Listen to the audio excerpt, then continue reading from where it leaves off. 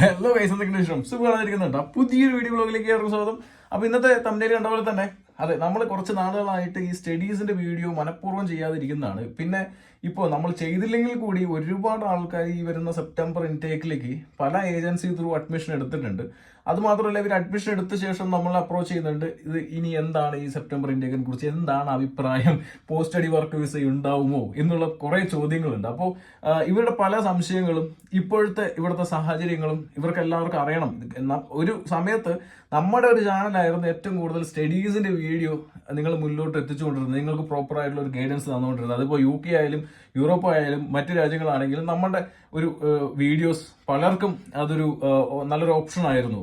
ഈ പറഞ്ഞ ഏജൻസി പറയുന്ന തട്ടിക്കൂട്ട് ന്യായങ്ങളല്ലാതെ കുറച്ച് ക്ലാരിറ്റിയോട് കൂടി ഉള്ളത് അറിയാൻ വേണ്ടിയിട്ട്. അപ്പോൾ ഇപ്പോഴും ഒരുപാട് പേര് നമ്മൾ അപ്രോച്ച് ചെയ്തുകൊണ്ടിരിക്കുന്നു. അതുകൊണ്ടാണ് നമ്മൾ ഈ ഒരു വീഡിയോ വീണ്ടും സ്റ്റാർട്ട് ചെയ്തിരിക്കുന്നത്. സോ ആദ്യമായിട്ടാണ് ചാനൽ ഇൻഫോർമേറ്റീവ് അല്ലെങ്കിൽ കൊച്ചി യൂട്യൂബ് ചാനൽ സബ്സ്ക്രൈബ് ചെയ്യാൻ, ഷെയർ ചെയ്യുക, വീഡിയോ സ്വാഗതം. അതെ, 2024 സെപ്റ്റംബർ ഇൻടേക്ക് നിങ്ങളുടെ സംശയങ്ങൾ സഹിതം ഞാൻ ഇപ്പോൾ ക്ലിയർ ചെയ്ത് തരും. ഇപ്പോഴത്തെ സിറ്റുവേഷനും വരുന്നത് ആരൊക്കെ ആയിരിക്കും നല്ലത്, ആർക്കൊക്കെ വന്നു കഴിഞ്ഞാൽ എന്തെങ്കിലും ചെയ്യാൻ പറ്റും എന്നുള്ളതൊക്കെ വളരെ വ്യക്തമായിട്ട് തന്നെ പറഞ്ഞുതരാം. ഒരു കാര്യം പറയട്ടെ, ഇപ്പം ഞാൻ ഈ വീഡിയോ ചെയ്തില്ലെങ്കിലും ഇഷ്ടംപോലെ ഏജൻസികൾ ഒരുപാട് ഇൻഫ്ലുവൻസേഴ്സിനെ വെച്ചിട്ടും ഇല്ലെങ്കിൽ പരസ്യങ്ങളും മീഡിയാസിൽ അതുപോലെ നമ്മുടെ ന്യൂസിലും കാര്യങ്ങളും പരസ്യങ്ങളും എന്തിന് സിനിമയിലടക്കം പരസ്യങ്ങൾ ചെയ്തു തുടങ്ങിയിരിക്കുന്നു പലരും. എല്ലാത്തിനും ഉപരി എന്താണെന്ന് വെച്ച് കഴിഞ്ഞാൽ ഇപ്പോൾ നമ്മൾ ചെയ്താലും ചെയ്തില്ലെങ്കിലും കുറെ ആൾക്കാർക്ക് ഈ വിദേശ രാജ്യത്തേക്ക് പോവുക എന്നുള്ളത് ആഗ്രഹം തന്നെയാണ്. അതിപ്പോൾ നമ്മൾ ഒരു നാട്ടിലിരുന്നപ്പോൾ ആഗ്രഹം തന്നെയാണ്. അപ്പോൾ ഒരു കാര്യം മുന്നേ പറയട്ടെ, ഇപ്പൊ നിങ്ങൾക്ക് ഈ ഒരു വീഡിയോ കണ്ടിട്ട് നിങ്ങൾക്ക് എന്താണ് തോന്നുന്നത്, നല്ല രീതിയിൽ ഇനിയിപ്പോൾ UK വരാൻ തോന്നുന്നുണ്ടെങ്കിൽ തീർച്ചയായിട്ടും നിങ്ങൾക്കൊരു അഡ്മിഷൻ വേണമെന്നുണ്ടെങ്കിൽ വളരെ ട്രാൻസ്പെറന്റ് ആയിട്ടുള്ള ജെന്യൂൻ ആയിട്ടുള്ള രീതിക്ക് നിങ്ങൾക്ക് നമ്മുടെ ചാനലിലൂടെ അല്ലെങ്കിൽ നമ്മുടെ കമ്പനിയിലൂടെ യൂറോപ്യൻ ഡ്രീംസിലൂടെ നിങ്ങൾക്ക് ഒരു അഡ്മിഷൻ ലഭിക്കുന്നതായിരിക്കും. സോ അതിന്റെ വാട്സപ്പ് നമ്പറും താഴത്തെ ഒരു ഗൂഗിൾ ഡോക്ക് ലിങ്കും ഞാൻ കൊടുത്തിട്ടുണ്ട്. സോ നിങ്ങൾക്ക് ആവശ്യമായിട്ടുള്ള വിവരങ്ങളും അതിനൊപ്പം തന്നെ നല്ല രീതിയിലുള്ള അഡ്മിഷൻ സർവീസും നിങ്ങൾക്ക് ലഭ്യമാണ്. അപ്പോൾ സപ്പോർട്ട് ചെയ്യാം ഗൈസ്. അപ്പൊ എന്താണ് 2024 സെപ്റ്റംബർ ഇൻടേക്ക്? ഈ ഒരു വീഡിയോ ചെയ്യുമ്പോൾ തമ്മിൽ കണ്ട് കുറെ ആൾക്കാർ നമ്മൾ തെളിവിളിക്കാൻ പറ്റും. നീയല്ലേ ഡെയിലി എടുത്തു കഴിഞ്ഞാൽ UK ആ നിയമം വന്നു, ഈ നിയമം വന്നു, അവിടെ പണി ഇവിടെ പണി, ഇരുട്ടടി ആ അടി ഈടി പറയും. അത് തീർച്ചയായിട്ടും നമ്മൾ കുറച്ച് നാളുകളായിട്ട് അങ്ങനെയുള്ള ഒരു വീഡിയോ തന്നെയാണ് ചെയ്തുകൊണ്ടിരിക്കുന്നത്. കാരണം ഇവിടെ അങ്ങനെയാണ് സിറ്റുവേഷൻ. അപ്പൊ ഈ ഒരു സിറ്റുവേഷനൊക്കെ മനസ്സിലാക്കിയിട്ട് വരാൻ താല്പര്യമുള്ളവർക്ക് മാത്രം UK വന്നാൽ മതി എന്നുള്ള കാഴ്ചപ്പാട് തന്നെയാണ് നമ്മുടെ വീഡിയോയുടെ ഗുണം. അല്ലാതെ നമ്മൾ ഈ പറഞ്ഞ ഏജൻസികൾ TVയിലും ഇപ്പോൾ സിനിമയിലൊക്കെ പരസ്യം കാണിക്കുന്ന പോലെ കൊണ്ടുവന്ന് ഇവിടെ അങ്ങനെയുള്ള സെറ്റപ്പ് അല്ല. അത് പണ്ട് തൊട്ടേ നമ്മൾ ഫോളോ ചെയ്യുന്നവർക്ക് അറിയുമായിരിക്കും അല്ലേ. സോ അപ്പോൾ ഗൈസ്, ഇപ്പോൾ പറഞ്ഞു വരുന്നത് വെച്ച് കഴിഞ്ഞാൽ നമ്മൾ 2024 സെപ്റ്റംബർ ഇൻടേക്ക് എന്താണ് നിങ്ങളുടെ അഭിപ്രായം? എൻ്റെ അഭിപ്രായം ചോദിച്ചു കഴിഞ്ഞാൽ തീർച്ചയായിട്ടും ഇപ്പോൾ ഇവിടെ ഒരുപാട് നിയമങ്ങൾ മാറി. പണ്ട് നമ്മൾ ബോറിസ് ജോൺസൺ ഗവൺമെന്റ് ഉണ്ടായിരിക്കുന്ന സമയത്തുള്ള നിയമങ്ങളല്ല. പുതിയ ഗവൺമെന്റ് വന്നു, പല മാറ്റങ്ങൾ വന്നു. അതുകൊണ്ട് തന്നെ നമുക്ക് എല്ലാവർക്കും അറിയാം, സാലറി ത്രെഷോൾഡ് ഇൻട്രൊഡ്യൂസ് ചെയ്തു. അതുപോലെ തന്നെ നമ്മുടെ സ്റ്റുഡൻസിനെ ഡിപ്പെൻഡൻസിനെ റെസ്ട്രിക്റ്റ് ചെയ്തു. സ്റ്റുഡൻസിന് വിസയിൽ നിന്ന് സ്വിച്ച് ചെയ്യാൻ പറ്റില്ല എന്നായി. കെയറേഴ്സ് ആകെയുള്ള പിടിവള്ളിയായിരുന്നു കെയറേഴ്സ്, അതിനകത്ത് ഡിപ്പെൻഡൻസ് റെസ്ട്രിക്റ്റ് ചെയ്തു. അങ്ങനെ പല കാര്യങ്ങളിൽ മാറ്റങ്ങൾ വരുത്തി. അതായത് ഇപ്പോൾ ഇനി നമ്മുടെ പോസ്റ്റ് സ്റ്റഡി വർക്ക് വിസയിൽ റിവ്യൂ വരെ ചെയ്തു. അപ്പൊ ഇതെന്താ ആക്ച്വലി വെച്ച് കഴിഞ്ഞാൽ ഇപ്പൊ 2024 സെപ്റ്റംബറിൽ വരാൻ നിൽക്കുന്നവർക്ക് കൂടുതലും സംശയം പോസ്റ്റ് സ്റ്റഡി വർക്ക് വിസ ഉണ്ടാവോ ഇല്ലേ എന്നുള്ളതാണ്. തീർച്ചയായിട്ടും പോസ്റ്റ് സ്റ്റഡി വർക്ക് വിസ 2024 വരെ ഉണ്ടാവും എന്നാണ് അറിയാനായിട്ട് സാധിച്ചത്. നമുക്ക് അവസാനം കുറച്ചും കൂടി ഡിസ്കസ് ചെയ്യാം, ഇപ്പോൾ അവിടെ ഇരിക്കട്ടെ. അപ്പോൾ എന്താണ് ഇപ്പോഴത്തെ സിറ്റുവേഷൻ? ശരിക്കും പറഞ്ഞു കഴിഞ്ഞാൽ ഒരു സ്റ്റുഡന്റ് UK പഴയ പോലെ ഒരു ചിന്താഗതിയിൽ വരുന്നവർക്ക് UK പിടിച്ചു വെക്കാൻ പറ്റുമോ എന്നുള്ളതാണ്. തീർച്ചയായിട്ടും പിടിച്ചു വെക്കാൻ കുറച്ച് പോസിബിൾ ആയിട്ടുള്ള കാര്യമല്ല എന്ന് വേണമെങ്കിൽ പറയാം. നമ്മുടെ ബ്രഹ്മഗീതത്തിൽ പറയാം സാധിക്കില്ല എന്ന് പറയുന്ന പോലെ തന്നെ നടക്കില്ല. എന്താന്ന് വെച്ച് കഴിഞ്ഞാൽ പണ്ട് നമ്മൾ UK എന്നുള്ളൊരു രാജ്യത്തേക്ക് എത്താനായിട്ട് ഈസി ആയിട്ടുള്ളൊരു മാർഗം ഏതെങ്കിലും യൂണിവേഴ്സിറ്റിയിലേക്ക് ഒരു ഡെപ്പോസിറ്റ് പേയും ചെയ്ത് നമ്മൾക്ക് ഫാമിലി ആയിട്ട് ഇങ്ങോട്ട് വരാൻ പറ്റുമായിരുന്നു. പക്ഷെ ഇപ്പോൾ ഡിപ്പെൻഡൻസ് ഇല്ല. ഇനിയിപ്പോൾ യൂണിവേഴ്സിറ്റിയിൽ നിങ്ങൾ പേയ്മെന്റ് ചെയ്ത് എങ്ങനെയെങ്കിലും UK എത്തിയാൽ മതി എന്ന ചിന്താഗതിയിൽ വരുന്നവർക്ക് രക്ഷപ്പെടാനുള്ള വഴികൾ വളരെ കുറവാണ്. നമ്മുടെ സാലറി ത്രെഷോൾഡ്. ഇപ്പൊ നിങ്ങൾ ഇവിടെ എത്തിക്കഴിഞ്ഞു കഴിഞ്ഞാൽ ഏതെങ്കിലും ഒരു ജോബ് കിട്ടും എന്ന് പ്രതീക്ഷിക്കുകയാണെങ്കിൽ അതിപ്പോൾ വലിയ രീതിയിലൊരു ബുദ്ധിമുട്ടാക്കി വെച്ചിരിക്കുകയാണ്. നമുക്ക് ഇത്ര രൂപ ശമ്പളം നമുക്ക് കിട്ടിയാലേ ഇനി നമുക്ക് ഒരു വർക്ക് വിസ കിട്ടുള്ളൂ എന്നുള്ള സെറ്റപ്പിലായി. പണ്ടൊക്കെ നമുക്ക് അത് 23, 24, 25, 26 ഉണ്ടെങ്കിൽ നമുക്ക് കിട്ടുമായിരുന്നു. ഷോർട്ടേജ് ഒക്കുപേഷൻ ഉള്ള സമയത്ത് അതൊക്കെ എടുത്ത് മാറ്റി. ഇപ്പോൾ സാലറി ത്രെഷോൾഡ് വന്നു. അതുകൊണ്ട് തന്നെ എങ്ങനെയെങ്കിലും കയറി വന്നിട്ട് വിസ എടുക്കാൻ പറ്റുന്നവർക്ക് ചാൻസ് കുറവാണ്. പിന്നെ കെയർ വിസ എല്ലാവർക്കും ഒരു പിടിവള്ളിയായിരുന്നു, കെയർ വിസ ആയിരുന്നു. പക്ഷേ ഡിപ്പെൻഡൻസിന് റെസ്ട്രിക്റ്റ് ചെയ്തു. കെയർ വിസ അവിടെ നിൽക്കുന്നുണ്ട്. ഇനിയിപ്പോൾ ഡിപ്പെൻഡൻസ് ആവശ്യമില്ലാത്തവർക്ക് ഓക്കെ, ഇപ്പോഴും വഴികളുണ്ട്, കെയർ വിസ എടുക്കാം. ഇനിയിപ്പോൾ ചില കമ്പനീസ്, ചില കെയർ ഹോമുകൾ ഭാര്യയും ഭർത്താവും വന്നുടൻ തന്നെ ആ ഒരു ഇതിൽ വർക്ക് ചെയ്യുന്നവർക്ക് കിട്ടും. ഇനിയിപ്പോൾ ആണെങ്കിൽ ആ ഒരു പേടിയില്ല, കാരണം ഡിപ്പെൻഡന്റ് കൊണ്ടുവരാൻ പറ്റില്ലല്ലോ. അപ്പോൾ അതുകൊണ്ട് തന്നെ കെയർ വിസ ഒറ്റയ്ക്ക് വരുന്ന സിംഗിൾ ആയിട്ട് വരുന്നവർക്ക് ഇപ്പോഴും അവൈലബിൾ ആണ് എന്നുള്ളതാണ് പച്ചയായ യാഥാർത്ഥ്യം. അതിനിപ്പോൾ എത്ര നാൾ അവൈലബിൾ ആവുന്നത്, ഇലക്ഷൻ വരാൻ പോകുന്നു ജൂൺ ജൂലൈയിലൊക്കെ, അപ്പോൾ അതുകൊണ്ട് തന്നെ എത്ര നാളുണ്ടെന്നും നമുക്ക് പറയാൻ പറ്റില്ല. പക്ഷേ ഇപ്പോൾ വരയ്ക്കുമുണ്ട്. എനിക്ക് അതിനിപ്പോൾ സെപ്റ്റംബർ കഴിയുമ്പോഴൊക്കെ ഉണ്ടാവോ എന്നുള്ളതൊക്കെ നമുക്ക് കണ്ടറിയണം. പക്ഷേ എന്താ പറയുക, മറ്റൊരു കാര്യം, ഇനി യു കെയിലേക്ക് ആരാണ് വരേണ്ടത്? എൻ്റെ ഒരു അഭിപ്രായത്തിൽ തീർച്ചയായും യു കെയിൽ ഓപ്പർച്യൂണിറ്റി ഉണ്ടോ എന്ന് ചോദിച്ചു കഴിഞ്ഞാൽ യെസ്, ഓപ്പർച്യൂണിറ്റീസ് എല്ലാം അവിടെ ഉണ്ട്. നമ്മൾ ഇത്ര വന്നിട്ട് ആകെ ഫില്ല് ചെയ്തിരിക്കുന്ന ഒരേ ഒരു ഫീൽഡേ ഉള്ളൂ, കെയർ ഹോമുകൾ. അത് ആവശ്യത്തിൽ കൂടുതൽ നമ്മൾ ഫില്ല് ചെയ്തിട്ടുണ്ട്. പക്ഷേ മറ്റ് ഫീൽഡുകളിൽ ഇപ്പോഴും സ്റ്റിൽ വേക്കൻസികൾ അവൈലബിൾ ആണ്. പക്ഷേ സാലറി ത്രഷോൾഡുകൾ ഉയർത്തിയിരിക്കുന്നു.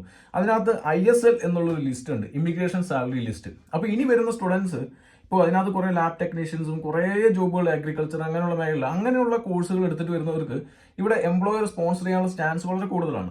ഓക്കെ, അപ്പോൾ അതെന്താണെന്ന് വെച്ച് കഴിഞ്ഞാൽ നമുക്കറിയാം, അതിനകത്ത് വരുന്ന ജോബ് 23,000 തൊട്ട് സാലറി മതി. ഒരു 30ക്ക് താഴെ സാലറി കിട്ടിയാൽ നിങ്ങൾക്ക് സ്പോൺസർഷിപ്പ് കൊടുക്കാനായിട്ട് സാധിക്കും. ഇപ്പോൾ നമ്മൾ അതിൽ തന്നെ 2-3 വിസ ഫയൽ ചെയ്ത് കൊടുത്തിട്ടുണ്ട് ചില ആൾക്കാർക്ക്.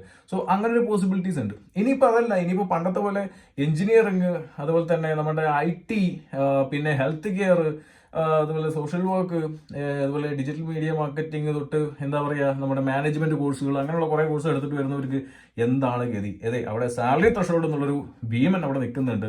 അത് മാത്രമല്ല, അതിൻ്റെ ഒപ്പം തന്നെ IHS, ഇമിഗ്രേഷൻ ഹെൽത്ത് സർചാർജും കൂടി കൂട്ടിയിട്ടുണ്ട്. അപ്പോൾ ഒരു എംപ്ലോയറിന് സ്പോൺസർ ചെയ്യുമ്പോൾ കുറച്ച് കടുകെട്ടി പ്രശ്നമാണ്.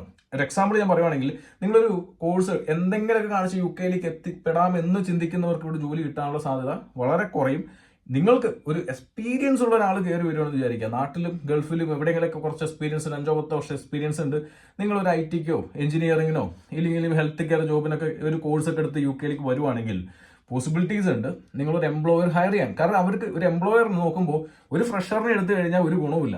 സോ ഒരു എക്സ്പീരിയൻസ് ഉള്ള ആൾക്കാരെ എടുത്ത് അറ്റ്ലീസ്റ്റ് എന്തെങ്കിലും ഗുണം ഉണ്ടാകുമെന്ന് വിചാരിച്ചിട്ട്, ഇല്ലെങ്കിൽ ആ സാലറി തരാനായിട്ട് അവർ എലിജിബിൾ ആണെന്ന് തോന്നിയാൽ ആ ഒരു സാലറി തരും. ത്രഷോൾഡ് ഇപ്പോഴുള്ളവർക്കും സാലറികൾ കൊടുക്കുന്നുണ്ട്, വിസ കൊടുക്കുന്നുണ്ട്. ഈ നിയമങ്ങൾ വന്ന ശേഷവും ഒരുപാട് പേർക്ക് വിസ കിട്ടിയിട്ടുമുണ്ട്. ഓക്കെ, അത് പോസിബിൾ ആണ്. പക്ഷേ ഒരു ഫ്രഷറിനെ സംബന്ധിച്ച്, ഒരു എസ്പെഷ്യലി മാനേജ്മെന്റ് കോഴ്സ് എടുത്തിട്ട് വരുന്നവർ, ഈ പറഞ്ഞ എന്താ പറയുക, നമ്മുടെ ഹെൽത്ത് കെയർ മാനേജ്മെന്റ് കോഴ്സ്, അതിന് പുറമെ നമുക്കറിയാം എന്താ പറയുക, പബ്ലിക് ഹെൽത്ത്, ഇല്ലെങ്കിൽ മാനേജ്മെന്റിന്റെ കോഴ്സുകൾ, ഏജൻസികൾ വെറുതെ തലയിൽ കെട്ടിവെച്ച് നിങ്ങളെ കയറ്റി വിടാൻ വേണ്ടി നോക്കുന്നുണ്ടെങ്കിൽ അവിടെ നിങ്ങൾക്ക് പണി പാടും. കാരണം എന്ന് വെച്ച് കഴിഞ്ഞാൽ ഒരു ഫ്രഷറിനെ സംബന്ധിച്ചിട്ട് ആ ഒരു കോഴ്സ് എടുത്തിട്ട് ഇവിടെ ജോലി കിട്ടുക എന്നുള്ളത് വലിയൊരു കടമ്പയാണ്. കാരണം എങ്ങനെ എടുക്കും ഒരു എംപ്ലോയർ ഒരു ഫ്രഷറിന് ഇത്രയും 30, 35, 40,000 രൂപയൊക്കെ കൊടുത്തിട്ട് നിങ്ങൾ എടുക്കൂ എന്നുള്ളതാണ് ഒരു ചോദ്യം.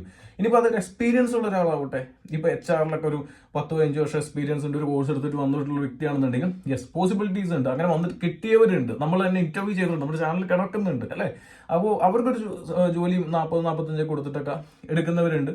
നമ്മൾ തന്നെ ചില കമ്പനിയിൽ പ്ലേസ് ചെയ്ത് കൊടുത്തിട്ടുണ്ട്. അങ്ങനെ കുറേ എക്സ്പീരിയൻസുകൾ നമുക്ക് കാണാനായിട്ട് കിട്ടാൻ സാധിച്ചു. അപ്പോൾ യു കെയിലേക്ക് വരുന്നവരും കൂടുതൽ ബാക്ക്ഗ്രൗണ്ട്, നിങ്ങൾക്ക് നാട്ടിൽ നല്ല എക്സ്പീരിയൻസ് ഉണ്ടെങ്കിൽ അതുമായിട്ടുള്ള ഒരു ഹയർ സ്റ്റഡീസിന് വരുവാണെങ്കിൽ വളരെ ഉപകാരമായിരിക്കും. സോ അങ്ങനെ ആർക്കെങ്കിലും വരാൻ താല്പര്യം ഉണ്ടെങ്കിൽ തീർച്ചയായിട്ടും നമ്മൾ കോൺടാക്ട് ചെയ്യാം. നിങ്ങൾക്ക് ആവശ്യമായിട്ടുള്ള സർവീസുകൾ, നിങ്ങൾക്ക് എല്ലാ ഹെൽപ്പുകളും നമ്മൾ ചെയ്ത് താഴത്തൊരു ഗൂഗിൾ ഡോക്ക് ലിങ്ക് ഞാൻ കൊടുത്തിട്ടുണ്ട്.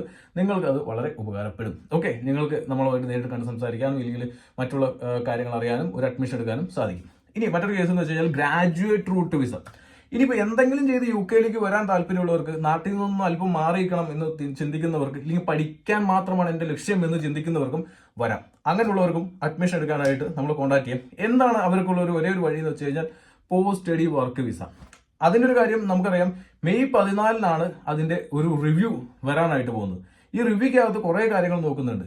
ഈ ഒരു പോസ്റ്റ് സ്റ്റഡി വർക്ക് വിസ ഇവിടെ കൊടുത്തിരിക്കുന്ന പിള്ളേർക്കെല്ലാം, ഈ ഒരുപാട് പേര് എടുത്തിട്ടുണ്ടല്ലോ, അവരെല്ലാം അത് പ്രോപ്പറായിട്ട് തന്നെയാണോ യൂസ് ചെയ്യുന്നത്, ഇല്ലെങ്കിൽ ആ സിസ്റ്റത്തിനെ അബ്യൂസ് ചെയ്യുന്നുണ്ടോ എന്നൊക്കെ നോക്കാൻ ഞാൻ എൻ്റെ ഒരു അഭിപ്രായത്തിൽ പറയട്ടെ, ഭൂരിഭാഗം ആൾക്കാർ അത് അബ്യൂസ് ചെയ്തിട്ടുണ്ട്. കാരണം പോസ്റ്റ് സ്റ്റഡി വർക്ക് വിസ എടുക്കാതെ കെയർ വിസയിൽ മാറിയവരുണ്ട്, പോസ്റ്റ് സ്റ്റഡി വർക്ക് വിസ എടുത്തിട്ട് കെയർ വിസയിൽ കെയർ ഹോമുകളിൽ വർക്ക് ചെയ്യുന്നവരുണ്ട്. അതേപോലെ തന്നെ പോസ്റ്റ് സ്റ്റഡി വർക്ക് വിസ എടുത്തിട്ട് വേറെ അൺസ്കിൽഡും ഇല്ലെങ്കിൽ അവരുടെ കോഴ്സുമായിട്ട് ബന്ധപ്പെടാത്ത ജോബുകൾ ചെയ്യുന്ന ഒരുപാട് ആൾക്കാരുണ്ട്. സോ അതൊക്കെ അബ്യൂസ് ചെയ്യുന്ന രീതി തന്നെയാണ്. കാരണം ഇവിടെ ഒരു പോസ്റ്റ് സ്റ്റഡി വർക്ക് വിസ കൊടുത്തിരിക്കുന്നത് ഇവിടുത്തെ ഷോർട്ടേജ് ഫില്ല് ചെയ്യാനാണ്. സോ ആ ഷോർട്ടേജ് ഫില്ല് ചെയ്യാനായിട്ട് ആൾക്കാർ ശ്രമിച്ചിരിക്കുന്നത് വളരെ കുറവാണ്. ഇല്ലെങ്കിൽ 1,00,000 ആൾക്കാർ എടുത്തിട്ടുണ്ടെങ്കിൽ ചിലപ്പോൾ ഒരു 10,000 പേര് ചിലപ്പോൾ അതിനുവേണ്ടി ട്രൈ ചെയ്തിട്ടുണ്ടാവും. ബാക്കിയുള്ളവരെല്ലാം മറ്റെന്തെങ്കിലുമൊക്കെ ചെയ്തിട്ട് ഇല്ലെങ്കിൽ അതിനകത്ത് പല കാര്യങ്ങൾ ചെയ്ത് പോകുന്നുണ്ടാവും. സോ അതുകൊണ്ട് തന്നെ അബ്യൂസ് ചെയ്യുന്നുണ്ട് ചോദിച്ചാൽ അബ്യൂസ് ചെയ്യുന്നുണ്ട്. റിവ്യൂ ചെയ്ത് കഴിഞ്ഞാൽ ഈ പോസ്റ്റ് സ്റ്റഡി വർക്ക് വിസ എടുത്ത് മാറ്റാനുള്ള സാധ്യതയുണ്ടോ ചോദിച്ചു കഴിഞ്ഞാൽ യെസ്, ചാൻസ് വളരെ കൂടുതലാണ് പോസ്റ്റ് സ്റ്റഡി വർക്ക് വിസ എടുത്ത് മാറ്റാനായിട്ട്. ഇനി ഗവൺമെന്റ് ഇനി ഒരു ചിന്തിക്കുകയാണ്, നമ്മുടെ എക്കണോമി ഇങ്ങനെ തകർന്ന് തരിപ്പണമായിക്കൊണ്ടിരിക്കുകയാണ്, ഇനി ഇടയ്ക്ക് കയറും താഴ്ന്നും പൊങ്ങിയിട്ടൊക്കെ നിൽക്കുവാണ്, പോസ്റ്റ് സ്റ്റഡി വർക്ക് വിസയുടെയും കൂടി ഇല്ലെങ്കിൽ ചിലപ്പോൾ നമുക്ക് ഇവിടുത്തെ ഇന്റർനാഷണൽ സ്റ്റുഡൻസ് തിരിഞ്ഞു പോലും നോക്കില്ല എന്നുള്ള ചിന്തയിൽ നിലനിർത്തിയാൽ നിലനിർത്തും എന്ന് മാത്രമേ ഉള്ളൂ. അല്ലാതെ അബ്യൂസ് ചെയ്യുന്നുണ്ടോ അല്ലെങ്കിൽ അവരുടെ ആ ഒരു ഈ പറഞ്ഞ ലിസ്റ്റിനനുസരിച്ചിട്ട് എല്ലാ കാര്യങ്ങളും നോക്കുവാണെങ്കിൽ അതൊക്കെ ഇവിടുത്തെ ഇന്റർനാഷണൽ സ്റ്റുഡൻസ് അത്യാവശ്യം നല്ല രീതിയിൽ ചെയ്തിട്ടുണ്ട്. UK എത്താനുള്ള എളുപ്പ വഴി എന്നുള്ള രീതിയിൽ മാത്രമാണ് സ്റ്റഡീസ് എന്നുള്ള കാര്യം കണ്ടിരിക്കുന്നത് എന്നുള്ളതും ഗവൺമെന്റിന് ഇല്ലെങ്കിൽ മൈഗ്രേഷൻ അഡ്വൈസറി കമ്മിറ്റി റിവ്യൂ ചെയ്തു കഴിഞ്ഞാൽ വളരെ വ്യക്തമായിട്ട് തന്നെ അവർക്ക് മനസ്സിലാവും. അതുകൊണ്ട് തന്നെ അവസാനം എനിക്ക് തോന്നുന്നു സെപ്റ്റംബർ ഇൻടേക്ക് വരയ്ക്കും കിട്ടും. എന്തുകൊണ്ട് സെപ്റ്റംബർ ഇൻടേക്ക് വരെ കിട്ടുമെന്ന് പറയുന്നത് വെച്ച് കഴിഞ്ഞാൽ നമുക്ക് എല്ലാവർക്കും അറിയാം, ഗവൺമെന്റ് ഒരു നിയമം ഇടുന്ന സമയത്ത് തീർച്ചയായിട്ടും അത് ഇപ്പോഴത്തെ ഇൻടേക്കിലേക്ക് അഡ്മിഷൻ കൊടുത്തുകൊണ്ടിരിക്കുന്ന ഇൻടേക്കിലേക്ക് ബാധിക്കാതെ ആരും കൊടുക്കും. കാരണം ഇപ്പൊ തന്നെ സെപ്റ്റംബർ ഇൻടേക്കിലേക്ക് ഒരുപാട് ഏജൻസി ത്രൂ ഒരുപാട് യൂണിവേഴ്സിറ്റികൾ നാട്ടിൽ ഇവിടുത്തെ യൂണിവേഴ്സിറ്റികളുടെ ഡെലിഗേറ്റ്സ് നാട്ടിൽ ചെന്ന് ഇറങ്ങി എല്ലാ മറ്റേ സ്റ്റേറ്റ്സിലും കയറി എല്ലാ സംസ്ഥാനത്തിലും കയറി ഇറങ്ങി ആൾക്കാരെ സ്റ്റുഡൻസിനെ പിടിച്ചുകൊണ്ട് ഇങ്ങോട്ട് കയറ്റി വിട്ടുകൊണ്ടിരിക്കുകയാണ്. യൂണിവേഴ്സിറ്റി തന്നെ നേരിട്ട് ചെന്നിട്ടാണ് ഇപ്പോൾ ഈ പരിപാടികൾ ചെയ്തുകൊണ്ടിരിക്കുന്നത്. അപ്പോൾ അതുകൊണ്ട് തന്നെ സെപ്റ്റംബർ ഇൻടേക്കിലേക്ക് ഒരു കാരണവശാലും ഇവർ post study work visa stop ചെയ്യില്ല. കാരണം സ്റ്റോപ്പ് ചെയ്ത് കഴിഞ്ഞാൽ ഇത്രയും യൂണിവേഴ്സിറ്റിക്ക് കൊടുത്ത ഫണ്ടുകളെല്ലാം റീഫണ്ട് ചെയ്യേണ്ടതായിട്ട് വരും. യൂണിവേഴ്സിറ്റി ഇപ്പോൾ കൊടുത്തിരിക്കുന്നതെല്ലാം ഓഫർ ലെറ്ററുകളെല്ലാം പോസ്റ്റ് സ്റ്റഡി വർക്ക് വിസ ഉള്ള എന്താണ് ഓഫർ ലെറ്ററുകൾ കൊടുത്തിരിക്കുന്നത്. അപ്പോൾ ഗവൺമെന്റിന് ഒരു കാരണവശാലും post study work visa September ഇൻടേക്കിലേക്ക് ക്ലോസ് ചെയ്യാനായിട്ട് സാധിക്കില്ല. അതും മാത്രമല്ല, ഈ ഗവൺമെന്റ് തന്നെ പറഞ്ഞിരിക്കുന്നത് റിവ്യൂ ചെയ്യും May 14 എന്നിട്ട് ഈ വർഷം അവസാനമായിരിക്കും അതിനൊരു തീരുമാനം ഉണ്ടാവുക എന്നുള്ളതാണ് പറഞ്ഞിരിക്കുന്നത്. അപ്പോൾ അതുകൊണ്ട് തന്നെ സെപ്റ്റംബർ ഇൻടേക്കിലേക്ക് വരുന്നവർക്ക് പോസ്റ്റ് സ്റ്റഡി വർക്ക് വിസയ്ക്ക് ഇത് ബാധകമാവാനുള്ള ചാൻസ് കുറവാണെന്നാണ് എന്റെ ഒരു ഇതിനകത്ത് മനസ്സിലായിരിക്കുന്നത്. ഇല്ലെങ്കിൽ ഇത്രയും നാളത്തെ ഇവരുടെ നിയമങ്ങൾ കൊണ്ടുവന്ന് നമ്മൾ കണ്ടതും മനസ്സിലായതെന്ന് വെച്ചിട്ട് എനിക്ക് മനസ്സിലായിരിക്കുന്നത്. അപ്പോൾ അതുകൊണ്ട് തന്നെ തീർച്ചയായിട്ടും സെപ്റ്റംബർ ഇൻടേക്കിലേക്ക് വരില്ല എന്ന് പറയാം. പക്ഷെ ഒരു ഉറപ്പുമില്ല. ഇനിയിപ്പോൾ നിങ്ങളിപ്പോൾ ധൈര്യമായിട്ട് അഡ്മിഷൻ എടുത്തിരിക്കുന്ന ആൾക്കാർ ഒരുപാട് പേരുണ്ട്. ഇൻ കേസ് ഇപ്പോൾ അതിൽ എന്തെങ്കിലും പ്രശ്നം ഉണ്ടെങ്കിൽ അതിനെല്ലാത്തിനും നിങ്ങൾക്ക് റീഫണ്ടിന് അപേക്ഷിക്കാനുള്ള പോസിബിലിറ്റീസും ഉണ്ട്. അപ്പോൾ അതുകൊണ്ട് തന്നെ സെപ്റ്റംബർ ഇൻടേക്കിലേക്ക് പോവാൻ നിൽക്കുന്നവർ, അഡ്മിഷൻ എടുക്കാൻ എടുത്തിട്ടുള്ളവർ, ഇപ്പൊ നമ്മളെ കുറെ ആൾക്കാർ മെസ്സേജ് കൊടുത്തിരിക്കുന്നതാണ് എടുത്തിട്ടുള്ള ആൾക്കാരാണ്. സോ അവർക്ക് ഇനി നമുക്ക് ഒന്നും ചെയ്യാനില്ല, വെയിറ്റ് ചെയ്യാന്ന് മാത്രമേ ഉള്ളൂ. May 14 വരയ്ക്കും നമുക്ക് കണ്ടറിയാമെന്ന് മാത്രമേ ഉള്ളൂ. ഇപ്പോൾ വരയ്ക്കും എന്റെ നിഗമനത്തിൽ സെപ്റ്റംബർ ഇൻടേക്കിലേക്ക് അത് നിർത്താനുള്ള സാധ്യതയില്ല.